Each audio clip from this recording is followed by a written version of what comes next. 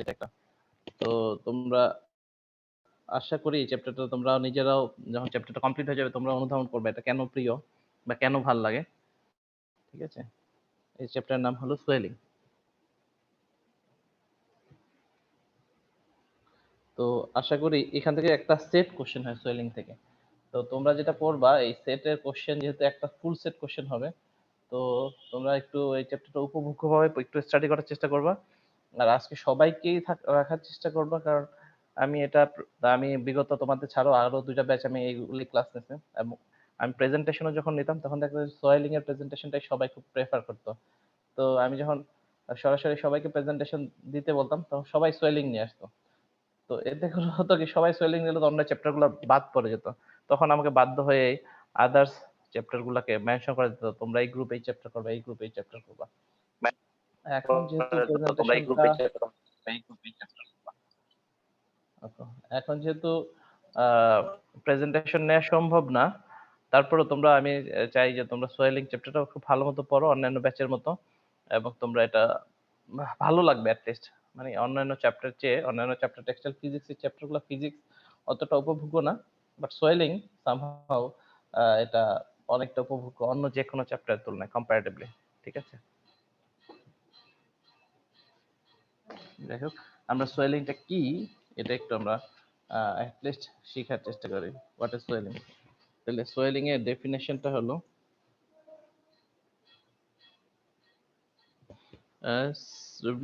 SWELLING।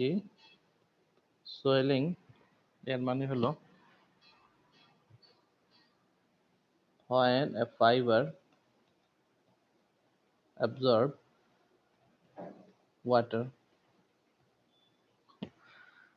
it changes its dimension.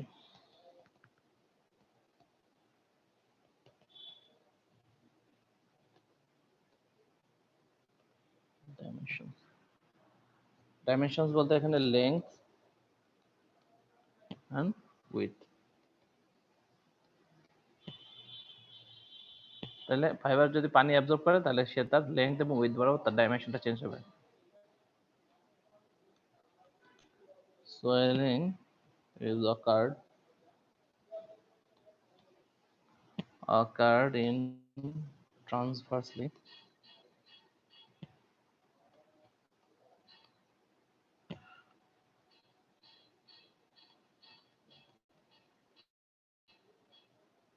widthwise and axially lengthwise।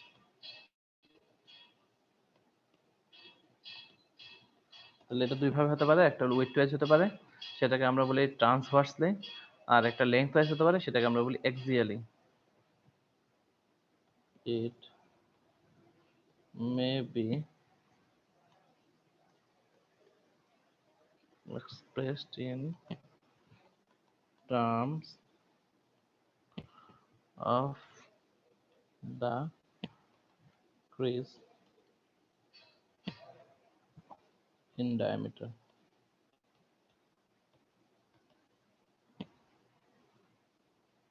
area, length or volume।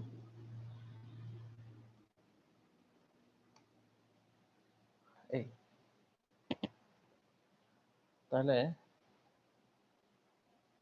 কেউ আছে কিনা? আচ্ছা, 4-5 জন দিয়ে দিলাম।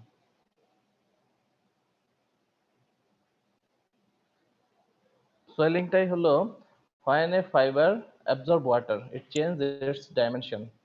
তাহলে ফাইবার যখন পানি শোষণ করে তখন দেখবা যে একটা জিনিস, একটা কার্পেটকে যদি পানিতে ভিজিয়ে রাখো তাহলে দেখবা যে একটা চটের বস্তাকে যদি পানিতে ভিজিয়ে রাখো দেখবা যে ডাইমেনশন আকৃতি বড় হয়ে গেছে। তাহলে বড় যে হয়ে যায় সেটা দুই দিকেই হয়, লেংথ ওয়াইজও হয়, হ্যাঁ ওয়েট ওয়াইজ হয়। তাহলে চটের বস্তা তো একটা ফেব্রিক, এখানে আমরা বলতেছি ফাইবারের কথা, তাহলে একটা ফাইবারও, কারণ ফেব্রিক তো ফাইবার দিই, ফাইবারও লেংথ ওয়াইজ এবং ওয়েট ওয়াইজ চেঞ্জ হয়ে যায়। এই যে চেঞ্জ হয়ে যাওয়া, যেমন আমরাও সোয়েলিং বলি, মেডিকেলের ভাষায় সোয়েলিং বলে, ফুটবল খেলতে গেছে, হ্যাঁ হাতটা মচকাইছে বা পাটা মচকাইছে, তখন ডাক্তার বলে এটা একটু সোয়েলিং হয়েছে, সমস্যা নেই ঠিক হয়ে যাবে। তখন ওরা একটা কি করে, ক্রেপ ব্যান্ডেজ নামে একটা ব্যান্ডেজ দিয়ে দেয়, কিছু ইয়ে দিয়ে দেয়, ওখানে তোমার ক্রিম দিয়ে দেয়, ক্রেপ ব্যান্ডেজ দিয়ে বেঁধে দেয়, যে হাড় ভাঙে নাই, জাস্ট সোয়েলিং হয়েছে। মানে কি, অনেকে বলে যে বাতের ব্যথা হয়ে গেছে, তার মানে হলো কি, এটা তোমার ফুলে যাওয়া, কোনো একটা স্পেসিফিক অরিজিন ফুলে যাওয়া। সোয়েলিং এটা নট অনলি টেক্সটাইল টার্ম, এটা আসলে ফিজিওলজিক্যাল টার্ম বলা যেতে পারে। তো এটা মানে কোন একটা অবস্থান থেকে, কোন একটা বস্তু তার নিজস্ব অবস্থান থেকে, তার নিজস্ব আকৃতি বা প্রকৃতি থেকে, হ্যাঁ, ফুলে যাওয়ার যে টেন্ডেন্সি, সেটাকে আমরা সোয়েলিং বলি। তো টেক্সটাইল ফাইবারেও সোয়েলিং হতে পারে। টেক্সটাইল ফাইবারে যদি সোয়েলিং হয়, তখন সেটা দুই রকমের হতে পারে নরমালি। সেটা অ্যাক্সিয়ালি হতে পারে, অথবা হ্যাঁ ট্রান্সভার্সলি হতে পারে। অ্যাক্সিয়ালি যদি হয়, সেটাকে আমরা লেংথওয়াইজ সোয়েলিং বলি, বা লেংথওয়াইজ সোয়েলিংকে অ্যাক্সিয়াল সোয়েলিং বলি। আর তোমার উইথওয়াইজ যদি হয়, সেটা ট্রান্সভার্সাল সোয়েলিং বলে। এই লেংথওয়াইজ এবং উইথওয়াইজ এই প্রকরণের উপর বেস করে যে সোয়েলিং হয়, এই সোয়েলিং গুলোকে আবার চার ভাগে ভাগ করা হয়। হ্যাঁ, একটাকে আমরা বলতেছি হলো ডায়ামিটারগত ভাবে সোয়েলিং হতে পারে, এরিয়াগত ভাবে সোয়েলিং হতে পারে, ভলিওমেট্রিক সোয়েলিং হতে পারে, এবং লেংথওয়াইজ সোয়েলিং হতে পারে। তাহলে এই চার রকমের সোয়েলিং হয়। এগুলো হলো resultant figure of lengthwise and widthwise swelling এর রেজাল্টেন্ট ফিগার। ঠিক আছে, তাহলে আমরা এখন ট্রান্সভার্স ডায়ামিটার সোয়েলিংটা কি আমরা একটু দেখি। তাহলে পরবর্তী ডেফিনেশন এ number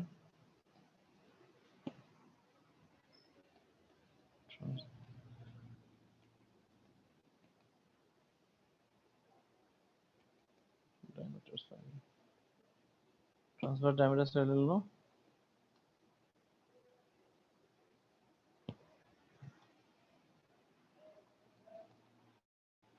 fractional increase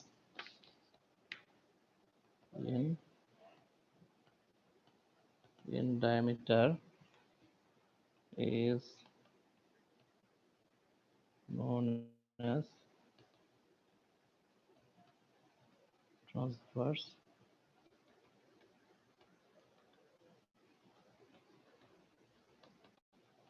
diameter swelling. It is expressed by SD. এটা হলো d by delta d by all d, where delta d is equal to sol and dia or increased dia বলতে পারি, increased dia, R d is equal to original dia of the fiber.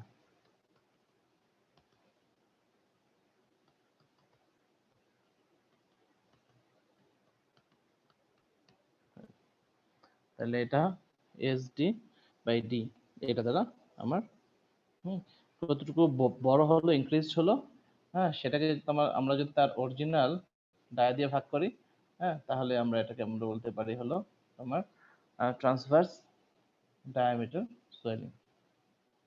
এরপরে B number যেটা আছে, সেটাকে আমরা বলবো হলো transverse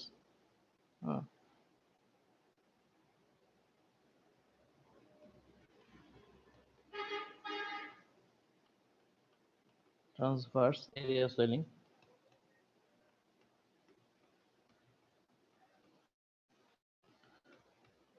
transverse area swelling, তো এটা কি জিনিস? ট্রান্সভার্স এরিয়া সোয়েলিং হলো ফ্র্যাকশনাল ইনক্রিজ, একইভাবে সবগুলোকে ডিফাইন করা যায়, এই জন্য এটা সহজ। In area of cross section, area of cross section of the fiber is known as transverse area swelling.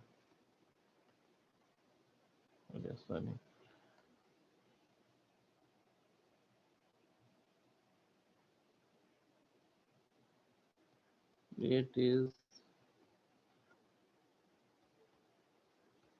expressed by SA is equal to delta A by A, where delta A is equal to increased sir বেশ কয়েকজন area মনে হয় of, waiting আছে sir. আচ্ছা আমি add করে নিচ্ছি,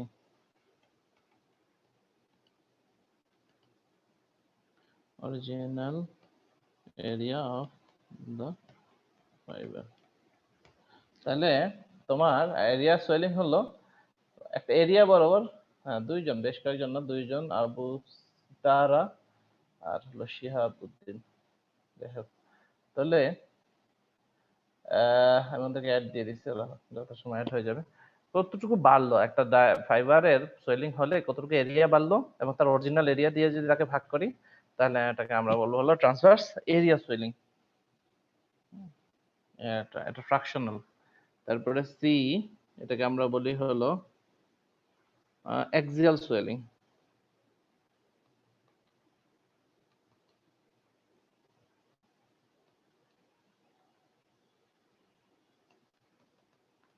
axial swelling, তাহলে ওইটাও একই ডেফিনেশন, একই টাইপের fractional. increase in length of fiber is known as axial swelling. It is expressed by SL is equal to delta L by L, where delta L is equal to increased length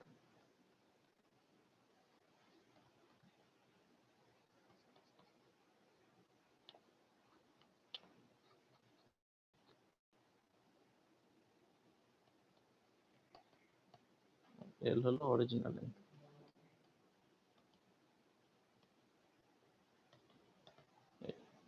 এটাকে আমরা বলি axial। এটাকে length wise swelling বলতো, কারণ diameter বলছি, হ্যাঁ area বলছি, তাহলে এটা লেংথ সোয়েলিং বলতে পারি। কিন্তু লেংথ সোয়েলিং এর একটা স্পেশাল সোয়েলিং এর ভাষায় এটাকে বলে থাকে axial, axial swelling, fractional increase in length of the fiber is known as, আরো যারা ঠিক আছে আমি এদেরকে অ্যাড দিয়ে দিলাম, সমস্যা নেই, যত সময় অ্যাড হয়ে যাবে। এরপরে সর্বশেষ যে সোয়েলিংটার প্রকারভেদ হয় সেটাকে আমরা বলি হলো ভলিউম সোয়েলিং। এটাকে আমরা ডি নাম্বার সোয়েলিং বলি, এটাকে বলা হলো volume swelling.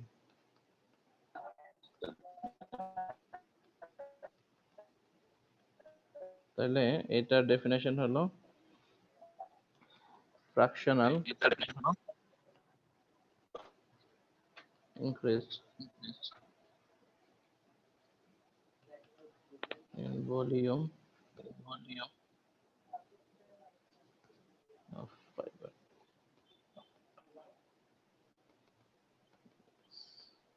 is known as volume swelling.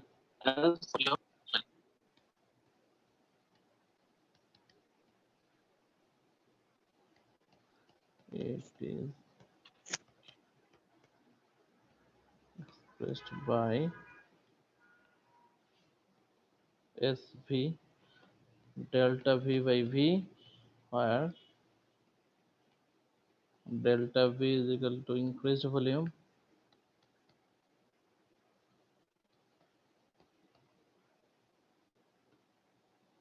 or original volume of the fiber।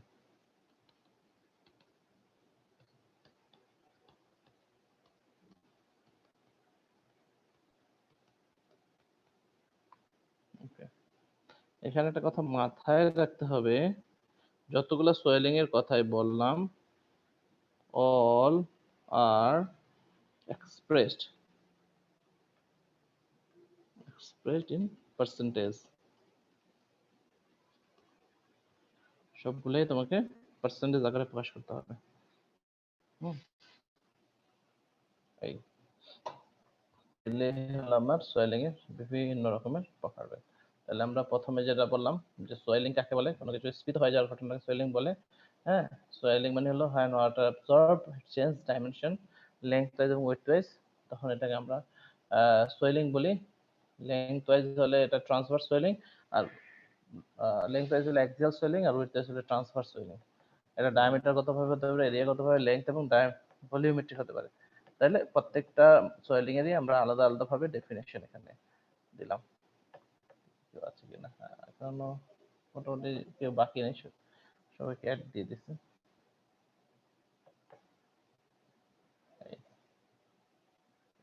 ওকে, এরপরে পরীক্ষায় অনেক বেশি একটা কোশ্চেন আসে। হ্যাঁ, সেই কোশ্চেনটা হলো write down the swelling phenomenon of textile fiber.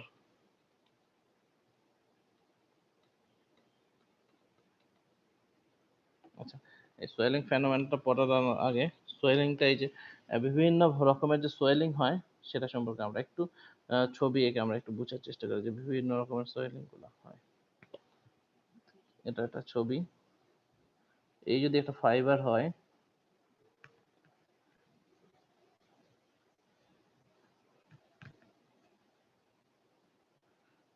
এই যদি একটা ফাইবার হয়,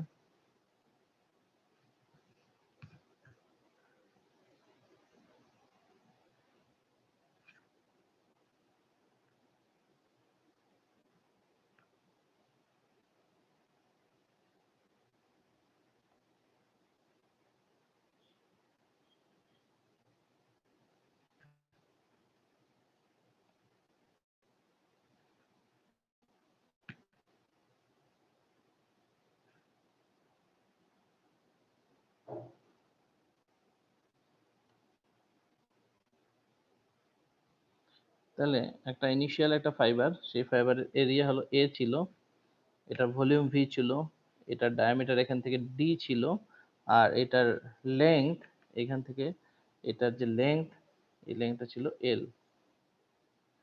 পরবর্তীতে এটা ইনক্রিজ হয়ে যায়, ইনক্রিজ যখন হয়ে যায়, হ্যাঁ, তাহলে এটার ইনক্রিজ কতটুকু হয়, যেমন এরিয়ার কথা যদি চিন্তা করি, এরিয়া এতটুকু ইনক্রিজ হয়, এরিয়া এতটুকু ইনক্রিজ হয়, এই যে এই অংশটুকু এরিয়া ইনক্রিজ হয়, তাহলে এটাকে আমরা বলি delta A.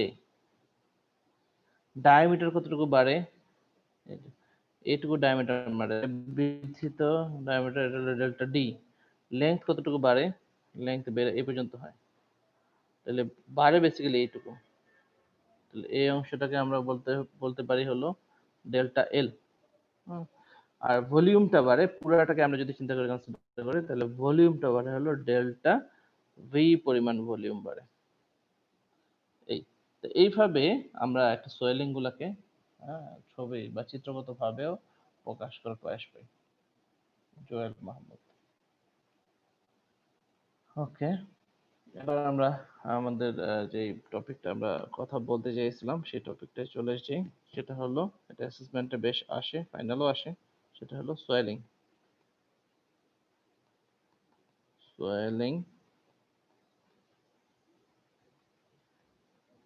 phenomena of textile fiber. তো টেক্সটাইল ফাইবারের সোয়েলিং ফেনোমেনা কি কি?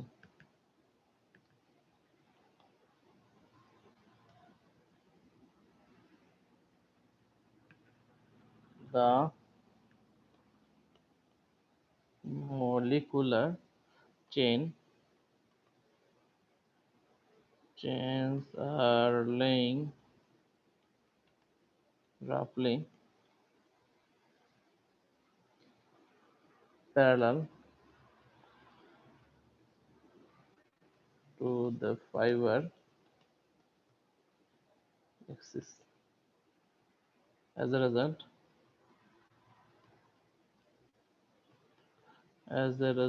fiber has no space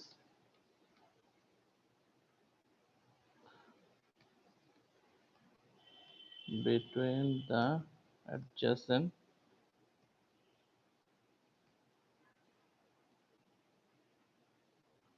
chain, and swelling will be lower. So orientation বাড়লে সোয়েলিং কমবে কেন? Due to low molecular space.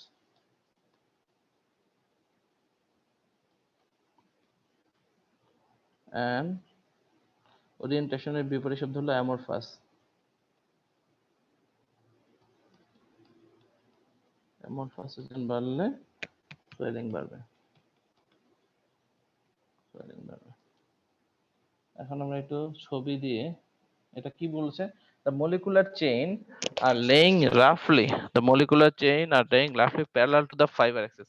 তাইলে ফাইবার যখন ক্রিস্টালাইন পজিশনে থাকে তখন মলিকুলার চেইনগুলো নরমালি একটা ফাইবারের সাথে আরেকটা ফাইবারের হ্যাঁ প্যারালালি অবস্থান করে। যেমন আমরা একটা ছবির কথা চিন্তা করি, এই ছবিটাই আমরা যদি দেখি যে এই মনে করো একটা ফাইবার, এটা যখন নরমাল কন্ডিশনে থাকবে তখন এই যে ফাইবারের মলিকুলগুলো পরস্পর প্যারালাল অবস্থান করবে। তাহলে এজ এ রেজাল্ট কি হবে, ফাইবারের একটা ফাইবারের সাথে আরেকটা ফাইবারের যে লেয়ারগত স্পেস সেটা খুব কম থাকবে এবং কম্প্যাক্ট অবস্থায় থাকবে। এতে করে কি হবে, সে সোয়েলিং হওয়ার চেষ্টা করবে না। কিন্তু ফাইবারগুলো যদি অ্যামরফাস থাকে তাহলে খুব বেশি সোয়েলিং হওয়ার চেষ্টা করবে। তাহলে যদি ওরিয়েন্টেশন বেশি থাকে, এরকম একবারে একই ডিরেকশনে থাকে, ফাইবারগুলো যদি এরকম থাকে, এরকম ছড়ায় ছিটায় বিচ্ছিন্নভাবে থাকে, তাহলে এদের মধ্যে গ্যাপ থাকার পরিমাণটা বেশি, স্পেস বেশি থাকবে। স্পেস যখন বেশি থাকবে তাহলে সোয়েলিং হবে, পানির পরিমাণটা বেশি হবে। তাহলে বিফোর সোয়েলিং যদি কম্প্যাক্ট থাকে তাইলে দেখা যায় এর মধ্যে পানি ঢোকার প্রবণতাটা কম থাকবে, তাইলে সোয়েলিংটা কম হবে বা সোয়েলিং লোয়ার হবে। এই জন্য ওরিয়েন্টেশন বাড়লে সোয়েলিংটা কমে যায়। কিন্তু অ্যামরফা যদি থাকে তাহলে এর স্পেস বেশি, পানি ঢুকতে পারবে সহজে, এই জন্য তার কি হবে, সোয়েলিংটা বেড়ে যাবে। তো এই যে এইটার কথাই আমরা চিন্তা করি, সোয়েলিংটা হয় কিভাবে, এটা যখন পানিটা ঢোকে তখন এই মলিকুলগুলোর মধ্যে স্পেস তৈরি হয় বেশি বেশি। এই যে স্পেস তৈরি হলো, এই স্পেস গুলা হুম এখানে যে স্পেস গুলা তৈরি হলো, এই স্পেস গুলা মনে করো এইখানে পানির মলিকুল গুলা অবস্থান করতেছে।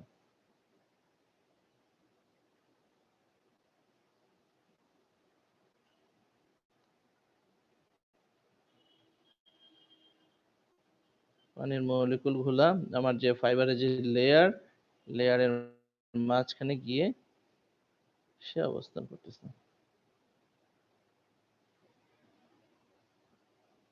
তাইলে দেখো যে লেয়ার গুলা আউটওয়ার্ডস এক্সপান্ড করে, বাইরের দিকে সরে যায়।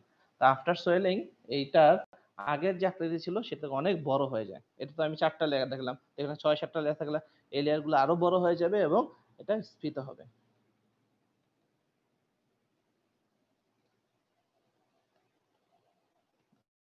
আফটার সোয়েলিং এটা স্ফীত হবে। তাহলে আমরা বলতে পারি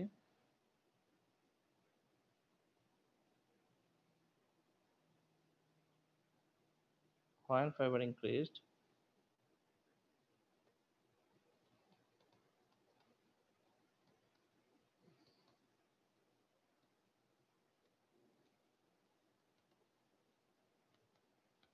যখন ফাইবারকে পানির মধ্যে চুবানো হয়, immersed into a water, the water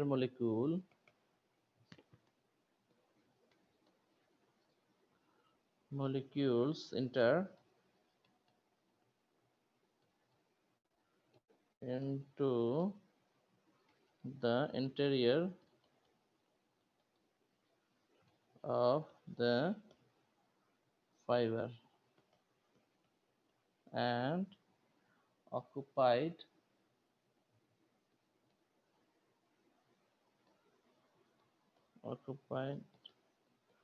intermolecular space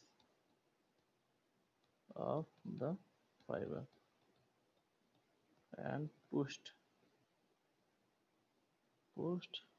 the molecular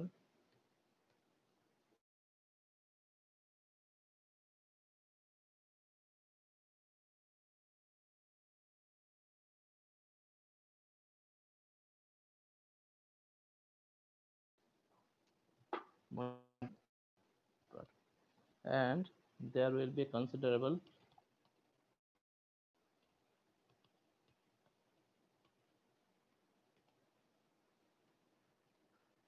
considerable increase in diameter.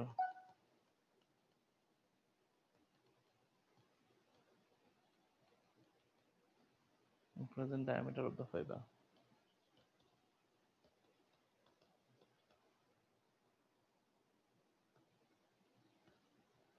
The swelling is called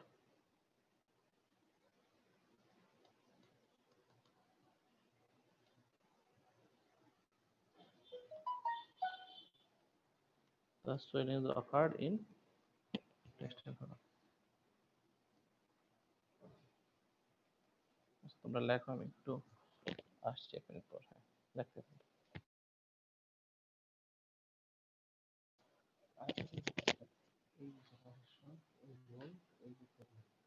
হ্যাঁ, মানে কোনটা এটাই কি সেটা? না, আমি তো বলছিলাম এইটাই সেটা, কিন্তু পরে বলছে আমি করি আসলে আনতে পারবো কিনা কথা ভালো দিয়ে কিন্তু তোমাকে দিয়েছিলাম না মিলিয়ে দেখি এটা হলো 1 মাস। আচ্ছা, ওটা তো আমি কালকে দিয়েছিলাম না। একা দিয়েছিলাম এটা চলতে আচ্ছা, আমি দেখতেছি। আপনি রুমে যা বসেন, দুটো ছেলে আসছে না, ওদের ভর্তি করান। আমি আপনাকে ট্রেনটি দিয়ে ফোন দেবো, তখন এসে তখন দিয়ে দেবো। আমাকে সকালবেলা দুইটা ছেলে ফোন দিচ্ছে, এই দুইটা ছেলে মেহেদি হাসান আর হলো ও এত চলে আসছে। ওই ছেলে ভাই এসে ফোন দিয়ে আমাকে বলছে আমি আসছি, আমি বললাম যে বসেন, তখনই আপনাকে ফোন দিয়েছে। আর মেহেদি কালকে আসবে, ঠিক আছে? আপনি ফোন দেন নাই সবাইকে? আমার এখান থেকে যে করে দিচ্ছেন ওই পর্যন্ত তো না? আচ্ছা, এগুলো নিয়ে যান, আপনি তখন আসেন, তখন আমি ডিটেল প্রায় 1 ঘন্টা কথা সময় দেবো।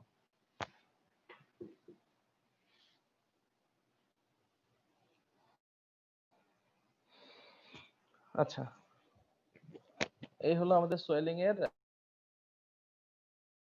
মানে একটা বৈশিষ্ট্য হলো কি, যখন কোনো ওয়াটার মলিকিউল গুলো ফাইবারের মধ্যে ঢুকে, তখন এই ফাইবারের মাঝখানে যে স্থানটা আছে সেই স্থানটায় সে অবস্থান করার চেষ্টা করে। ইন্টেরিয়র অফ দ্য ফাইবার, ইন্টেরিয়রের মধ্যে সে প্রবেশ করে, এবং এই ইন্টেরিয়র প্রবেশ করার পরে এই যে ফাইবারের যে লেয়ার গুলো আছে, সেই লেয়ার গুলোকে আউটওয়ার্ড, হ্যাঁ, একটা লেয়ার বা চেইন গুলোকে আউটওয়ার্ড একটা ধাক্কা দেয়, আউটওয়ার্ড ধাক্কা দেয়। তাহলে কি হবে, একটা কনসিডারেবল অ্যামাউন্টের ডায়ামিটার ইনক্রিজ হয়ে যায় ফাইবারের মধ্যে। কনসিডারেবল অ্যামাউন্টের যে ডায়ামিটার ইনক্রিজ হয়ে যায়, এই যে যে ঘটনাটা, এই ঘটনাটা ঘটা, যে টেক্সটাইল ফাইবার যে ঘটনাটা ঘটে, এটাকে বলা থাকে ফেনোমেনা অফ টেক্সটাইল ফাইবার, ঠিক আছে? বা এটাকে swelling phenomena of textile fibre বলা থাকে।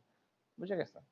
এখন সোয়েলিং এর প্রভাব আসলে কি হয়, এটা আমরা একটু জানার চেষ্টা করি। কি কি প্রভাব সোয়েলিং এ হয়?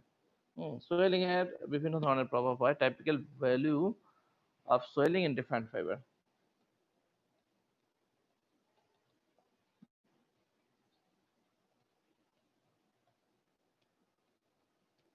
Swelling of different fiber. তাহলে বিভিন্ন রকমের ফাইবার নিয়ে আমরা আসলে টেক্সটাইলে আলোচনা করি। হ্যাঁ, আরো তো দুইজন আসছে, এটা এত পরে আসলো কেন?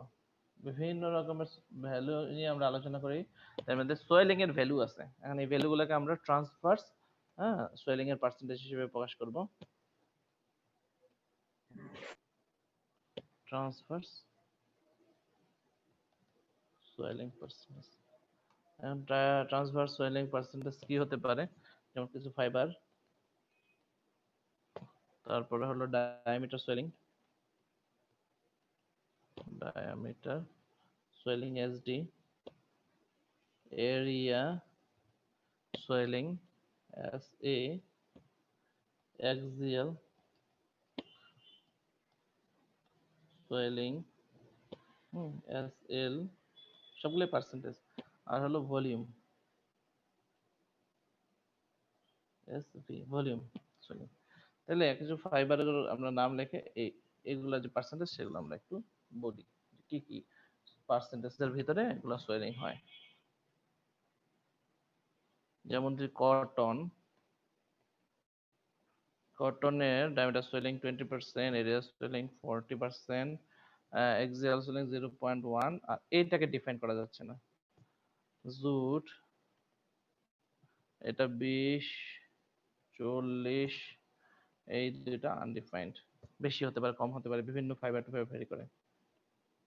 ভিসকোস রেয়ন এটা হলো 35, এটা বেশি সোয়েলিং হয়, 67%, 3.5 and 119। উলের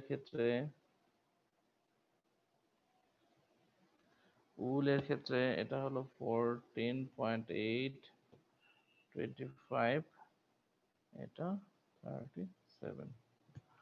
সিল্কের ক্ষেত্রে 16.5, 19, 1.6, 30। এই যে এইরকম হলো বিভিন্ন রকমের সোয়েলিং হয়ে থাকে ফাইবার টু ফাইবার।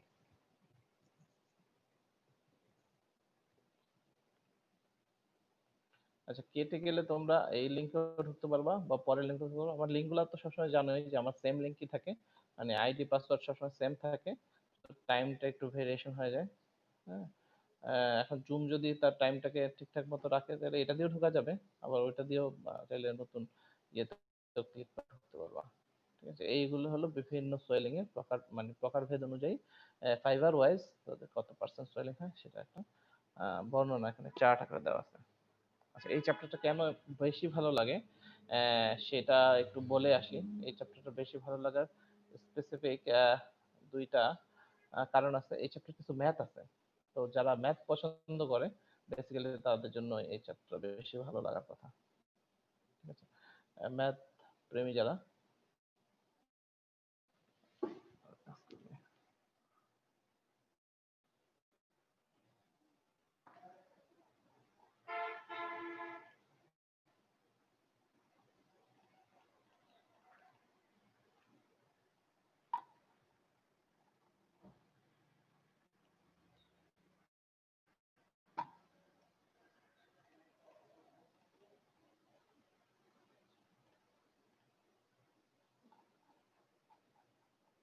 কিছু ব্ল্যাঙ্ক শিট নিয়ে নিলাম, একটু আমাদের কথা বলতে সুবিধা। তাহলে আমরা একটু রিলেশন গুলো দেখবো, ম্যাথের রিলেশন। এখান থেকে বেসিক্যালি এটা চামটা শুরু হয়ে যায় চ্যাপ্টার। আরো দুজন আসছে। সানজিদাকে বলবো, এখন যেহেতু হাইয়েস্ট পার্টিসিপেন্ট আছে 42 আমি সহ, তুমি একটু স্ন্যাপশট এখনই নিয়ে রাখো, কারণ পরবর্তীতে পার্টিসিপেন্টের সংখ্যা আবার কমেও যেতে পারে। ম্যাক্সিমাম পার্টিসিপেন্ট এখন যেহেতু আছে, তো তুমি এখন নিয়ে রাখলে যেটা হবে যে আমার জন্য একটু সুবিধা হবে, এবং তোমরা ম্যাক্সিমাম পার্সেন্টেজ এখানে দিতে পারবা। আচ্ছা, ঠিক আছে স্যার। ওকে, তো এখন আমরা কিছু ম্যাথের দিকে যাই। হ্যাঁ, ম্যাথ যেটা আছে সেটা হলো relation between SV, SL and SE, এই তিনটা ট্রান্সভার্স অফ ভলিউম সুইলিং, হ্যাঁ, এক্সেল সুইলিং এবং এরিয়া সুইলিং, এই তিনটার রিলেশন আমাদেরকে কিভাবে আমরা একটা সাথে আরেকটা ইন্টারলিঙ্ক কিভাবে করি। We know transverse area swelling SA is equal to delta A by A, transverse axial swelling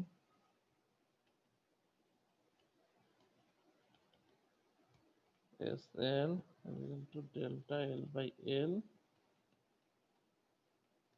verse volume swelling SV is equal to delta V by V। এই জিনিসগুলো আমরা জানি, আগে থেকেই জানি। তাহলে if the fiber volume along its length,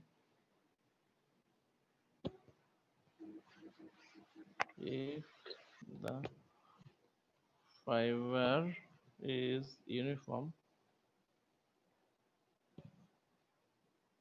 along its length,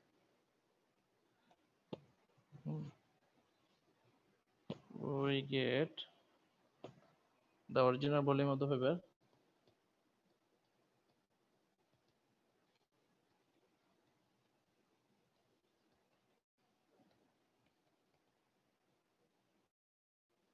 fibre V, আমরা জানি আয়তন হলো ক্ষেত্রফল ইনটু দৈর্ঘ্য, ভি এল এর গুণফল। তাহলে হয় আর আমরা এল হলো ফাইবার লেন্থ আর এ হলো cross sectional area of the fibre.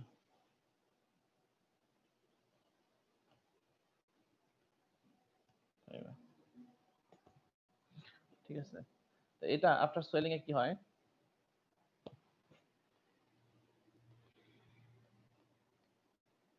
After swelling the সোলেন fibre